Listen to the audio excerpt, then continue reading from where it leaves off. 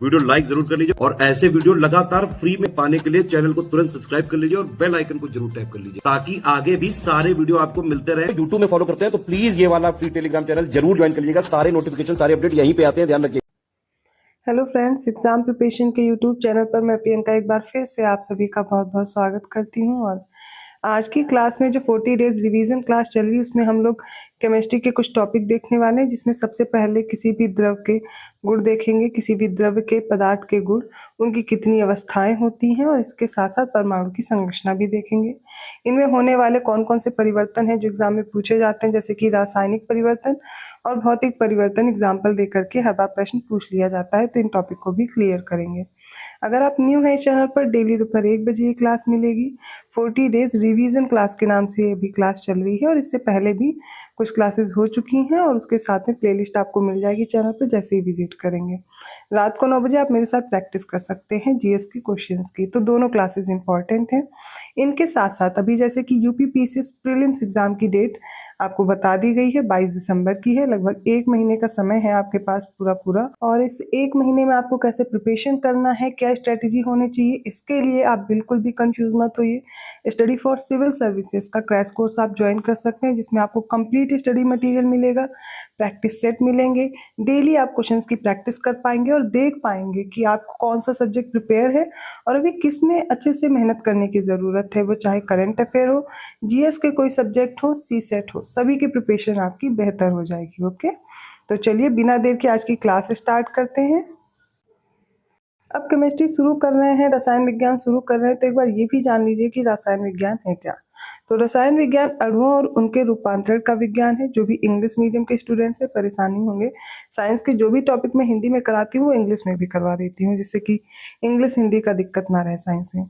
यह न केवल 100 तत्वों का विज्ञान है, अपितु उनसे निर्मित होने वाले असंख्य प्रकार के अणुओं का भी विज्ञान होता है। रसायन का जो विकास है वो प्रमुखतः 1300 से 1600 सी में कीमिया या एल्कीमी और औषध रसायन के रूप में हुआ था। आधुनिक रसायन ने 18वीं शताब्दी में यूरोप में कुछ एल्केमी परंपराओं के पश्चात आकार प्राप्त किया, जो यूरोप में अरबों द्वारा लाई गई थी। तो रसायन विज्ञान के बारे में एक सामान्य सी परिभाषा है जिसको आपने समझा। अब सबसे पहले हम समझेंगे कोई द्रव्य क्या है, कोई पदार्थ क्या, उसके सामान्य गुण क्या होते हैं। तो ये जो मैटर है, कोई भी वस्तु जिसका द्रव्यमान हो और स्थान घेर रही हो, वो क्या कहलाएगी? द्रव्य कहलाएगी। हमारे आसपास की सभी वस्तुएं, जितनी भी वस्तुएं आसपास आपको दिखाई देती हैं, वो सब की सब द्रव्य द्वारा बनी होती हैं। उदाहरण के लिए जैसे कि पुस्तक है, कलम है, पेंसिल है, जल, वायु, सभी जीव आदि द्रव्य से बने होते हैं। अब आप जानते हैं इन सभी का द्रव्यमान होता है और स्थान भी घेरती हैं। तो अब इन द्रव्य की अवस्थाएं कौन कौन सी होती हैं, कि द्रव्य की 3 अवस्थाएं आपको याद रखनी है। और भी अभी अवस्थाएं बताई जाती हैं, जैसे कि प्लाज्मा और बाकी चीज़ें, वो हम आगे डिस्कस करेंगे। लेकिन अभी समझते हैं कि द्रव्य की सामान्यतः 3 भौतिक अवस्थाएं हैं, जैसे कि ठोस, द्रव और गैस। ठोसों में क्या होता है, कण एक दूसरे के पास क्रमबद्ध रूप से व्यवस्थित रहते हैं, बहुत गतिशील नहीं होते। और जो द्रव होते हैं, इनके कण पास पास होते हैं, फिर भी ये गति कर सकते हैं। लेकिन ठोसों या द्रवों की अपेक्षा अगर गैसों की बात करें तो कण बहुत दूर दूर होते हैं और बहुत आसानी तथा तेजी से गति कर सकते हैं। अब समझिए, मान लीजिए ये है एक ठोस। अब इसमें जो अणु है, ठीक है, इसमें जो ये अणु है, ये जैसे कि अणु है, तो ये अणु आप देख रहे हैं बहुत ज़्यादा गति नहीं कर पाएंगे, बहुत पास पास में है, क्रमबद्ध रूप में व्यवस्थित है, तो ज़्यादा गतिशील नहीं होते। ये हो गए ठोस। अब बात करते हैं द्रव। तो द्रव में क्या होंगे, द्रव के जो अणु हैं वो थोड़ा दूर दूर होंगे, ठीक है, गतिशील होंगे, मूव कर पाएंगे, ठीक है, इनमें गतियाँ होंगी। लेकिन जो गैस होंगे उनके अणु बहुत दूर दूर होंगे, तो इनमें ये गतिशील ज़्यादा होते हैं। इस तरीके से आपको ठोस, द्रव, गैस समझ में आ गया होगा, और क्यों ये गति कर सकते हैं इनके अणु, ये आपको समझ में आ गया होगा। अब अगर परिभाषा देखी जाए ठोस की या सॉलिड की, तो ठोस वे पदार्थ होते हैं जिनके अणुओं के मध्य अंतरा आणविक बल जो है वो प्रबल होता है, ठीक है। तो अंतरा आणविक मतलब एक अणु से दूसरे अणु के बीच में जो बल लगता है वो सबसे ज्यादा होता है, और साम्यावस्था में ये अणु स्थिर रहते हैं, मूव नहीं करते। द्रव में क्या होगा, द्रव वे पदार्थ होंगे जिनके अणुओं के मध्य जो अंतरा आणविक बल है वो ठोस की तुलना में कम होगा, और इनकी आकृति क्या होगी, परिवर्तनशील होती है। द्रव की आकृति क्या होती है, परिवर्तन हो सकता है, लेकिन ठोस में परिवर्तन नहीं होता। आपने लकड़ी देखी, मेज देखी है, विंडो देखी है, जो भी ठोस चीजें हैं, पत्थर है, इनके आकार नहीं बदलते, इनके अणु क्या होते हैं, पास पास होते हैं और वो गतिशील नहीं होते। द्रव में क्या होता है, ये अपना आकार बदल सकते हैं। गैस में क्या होगा, गैस के अणुओं के मध्य अंतर आणविक बल बहुत कम होता है। अब ये बल क्यों कम होता है, क्योंकि अणु होते हैं एक दूसरे से काफी दूरी पर और इनका आकार और आयतन आसानी से परिवर्तित भी किया जा सकता है। अब ये जो द्रव्य है, द्रव्य के तीनों रूपों में कुछ विशेष गुण पाए जाते हैं। कौन कौन से, जैसे कि ठोस में प्रत्यास्थता पाई जाती है, द्रव में क्या पाया जाएगा, दाब पाया जाएगा, पृष्ठ तनाव, श्यानता, केशिकत्व, प्लवन और गैस में वायुमंडलीय दाब होता है। तो ये कुछ विशेष गुण हैं इनके। अभी आपको नहीं समझ में आ रहा होगा ये क्या है, जो भी साइंस पढ़े होंगे 10th तक अगर आपने सही से पढ़ी है तो ये सारी चीज़ें आपको पता होंगी, लेकिन मैं फिर भी मान के चल रही हूँ अगर नहीं आता है, आगे मैं केमिस्ट्री में टॉपिक डिस्कस करती जाऊँगी, सारी चीज़ें समझ में आती जाएंगी। अब बात करते हैं ये जो द्रव्य हैं, इनमें दो तरह के परिवर्तन हमसे पूछे जाते हैं। मेन पॉइंट यहाँ पे आता है कि इनमें परिवर्तन कौन से होते हैं। तो एग्जाम्पल दे करके पूछ लिया जाता है, जैसे कि भौतिक और रासायनिक परिवर्तन में से। तो सबसे पहले बात करेंगे फिजिकल चेंज या भौतिक परिवर्तन।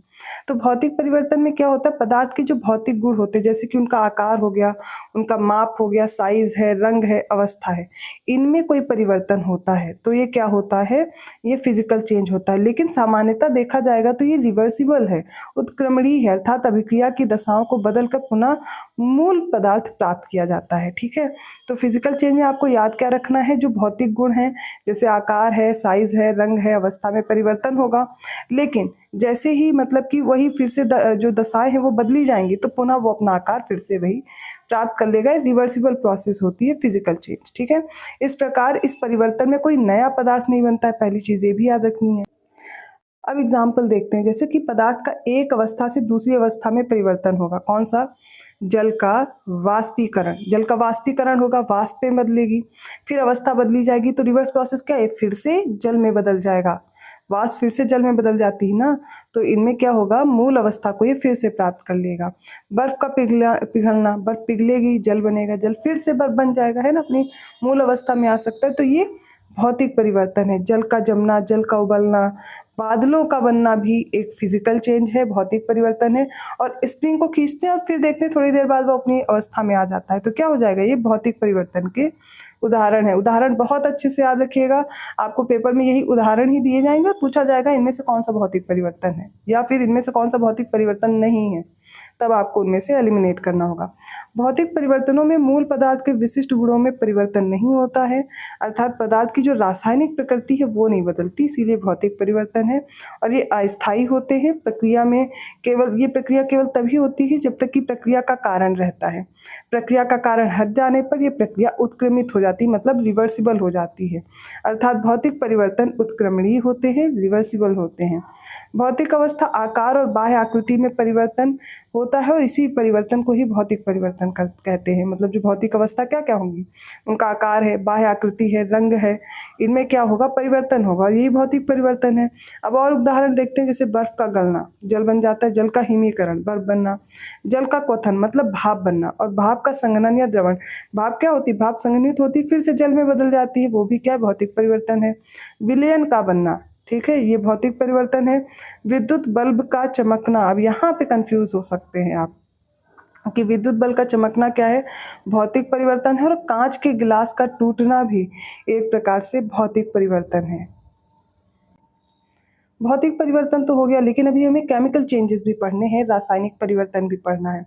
अब ये रासायनिक परिवर्तन क्या है, भौतिक परिवर्तन समझ में आया तो डिफरेंस ऑटोमेटिकली आपको इसका भी समझ में आएगा। तो वह परिवर्तन जिसमें एक अथवा एक से अधिक नए पदार्थ बनते हों, उसमें कोई नया पदार्थ नहीं बन रहा था, उसी में क्या हो रहा था, जो भी पदार्थ था वो अपनी एक अवस्था से दूसरी अवस्था में परिवर्तित होकर फिर से वो उसी अपनी जो मूल अवस्था है उसमें आ जा रहा था। लेकिन यहाँ पे क्या है, एक परिवर्तन ऐसा होगा जिसमें एक पदार्थ से एक से अधिक पदार्थ बन जाएंगे, मतलब जो पदार्थ है वो नए पदार्थ बना लेगा।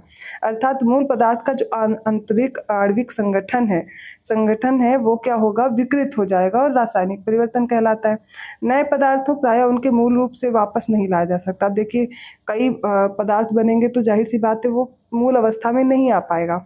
इसका अर्थ है कि रासायनिक परिवर्तन प्रायः अनुत्क्रमणीय होते हैं, इरिवर्सिबल होते हैं, ये रिवर्स नहीं हो सकते।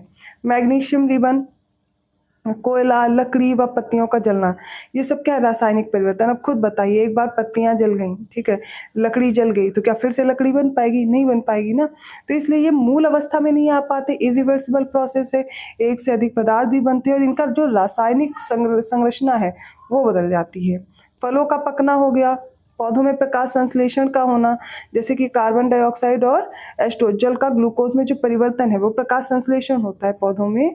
तो पौधों में प्रकाश संश्लेषण होता है, ये भी एक कैसी प्रक्रिया है? केमिकल चेंज है, पूछा भी गया है प्रश्न। सूर्य से प्रकाश, लोहे में जंग लगना, दही का जमना, जल का विद्युत अपघटन, ऑक्सीकरण अपचयन आदि रासायनिक परिवर्तन के कुछ उदाहरण हैं। और ये लोहे में जंग लगना भी पूछा गया है, कैसा है? रासायनिक परिवर्तन है। दही का जमना भी रासायनिक परिवर्तन है। जल का विद्युत अपघटन, ऑक्सीकरण और अपचयन, ये तो जान जाएंगे, ऑक्सीकरण, अपचयन, जल का विद्युत अपघटन। लेकिन दही का जमना, ठीक है, सूर्य से प्रकाश का आना, लोहे में जंग लगना, इन सब में कंफ्यूजन होती है, लेकिन ये कैसे हैं? ये केमिकल चेंज है। रासायनिक परिवर्तन कैसे होते हैं? स्थायी परिवर्तन होते हैं, ठीक है। और जो भौतिक परिवर्तन थे वो कैसे थे? अस्थायी परिवर्तन थे। ये प्राय अनुत्क्रमणीय होते हैं। अब डिफरेंस याद रहेगा आपको कि ये इरिवर्सिबल है। उदाहरण के लिए जैसे कागज का जलना, कागज जल गया, एक स्थायी परिवर्तन है, जल गया, उसके बाद फिर से मूल अवस्था में कागज नहीं बन पाएगा, इसलिए ये रासायनिक परिवर्तन है जिसे उत्क्रमित नहीं किया जा सकता है। कारण यह है कि कागज के दहन उत्पादों को संयोग करके हम एक बार फिर से मूल कागज नहीं बना सकते हैं। अगला एग्जाम्पल देखते हैं, अगर हम माचिस की तीली से कागज के एक टुकड़े को जलाते हैं तो बिल्कुल नए पदार्थ जैसे कार्बन डाइऑक्साइड, जल वाष्प, धुआं और राख पैदा होते हैं।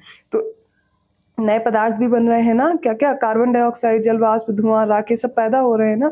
और कागज का जलना कैसा हो जाएगा? एक रासायनिक परिवर्तन है, अनुत्क्रमणीय प्रक्रिया है, मतलब इरिवर्सिबल है, मूल अवस्था में फिर से नहीं आएगा, कई नए पदार्थ भी बनेंगे, ठीक है। तो ये सारे जो एग्जाम्पल हैं वो केमिकल चेंज हैं। तो आज की क्लास में हमने सबसे पहले समझा द्रव्य क्या है, द्रव्य के प्रकार क्या है, पूछा भी जाता है, इनके मध्य अंतराण्विक जो बल है उसको याद रखिएगा, किसमें ज़्यादा है किसमें कम है, कौन सा अपना साइज आकार बदल सकता है, तो वो भी फैक्ट्स आपके लिए इंपॉर्टेंट है। और देखिए जो भी यूपीपीसीएस में पूछे जाते हैं प्रश्न, या फिर आर एग्जाम हो, मतलब जो यूपीपीएससी द्वारा एग्जाम कराए जाते हैं ना, इनमें आप साइंस के जो क्वेश्चन देखेंगे तो जनरल साइंस के होते हैं, बहुत डीप नॉलेज की इसमें आपको ज़रूरत नहीं होती है। तो आप जो 10th लेवल तक की, 8th से 10th लेवल तक की जो साइंस है उसको ही बस पढ़ना होता है और उसी से आपके आसानी से प्रश्न बन जाते हैं। अब जैसे कि ये आपने पढ़ा, अब इस टॉपिक से अगर प्रश्न आता है तो आपका गलत नहीं होना चाहिए, बस 1-2 बार वीडियो देखेंगे, मुझे नहीं लगता कभी भूलेंगे, एक ही बार में भी आपको याद हो जाएगा। तो वीडियो पूरा ध्यान से देखिए, अच्छा लगा हो तो प्लीज़ लाइक ज़रूर कीजिए, इससे आपको बिल्कुल भी ज़रा सी भी हेल्प मिली हो तो चैनल को सब्सक्राइब करना मत भूलिएगा, और लोगों को भी शेयर कीजिए, ज़्यादा से ज़्यादा शेयर कीजिए। इस टॉपिक में और भी कोई चीज़ जाननी है आप वो कमेंट करके पूछ सकते हैं। मैंने बोला था कि परमाणु की संरचना भी पढ़ेंगे, वो हम अगली क्लास में कवर कर लेंगे, अभी आप इतना कवर कीजिए।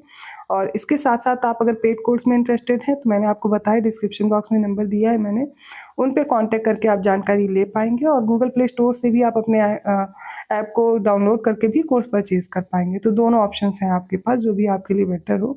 मैं आपको फिर से सजेस्ट करूँगी, जो चीज़ें आप पढ़ रहे हैं वो पहले से पढ़ते चले आ रहे हैं, लेकिन अभी जो समय है वो ज़रूरत है आपको ज़्यादा से ज़्यादा प्रैक्टिस की। प्रैक्टिस कैसे कर पाएंगे? ज़्यादा से ज़्यादा टेस्ट लगा के। तो टेस्ट सीरीज, पेड क्विज, ये सब चीज़ें ज्वाइन करने की कोशिश कीजिए, और अपना समय जो अभी बचा उसको सदुपयोग कीजिए, बर्बाद मत कीजिए। ऐसे ही कंटेंट के साथ मैं मिलूंगी नेक्स्ट क्लास में, तब तक के लिए धन्यवाद।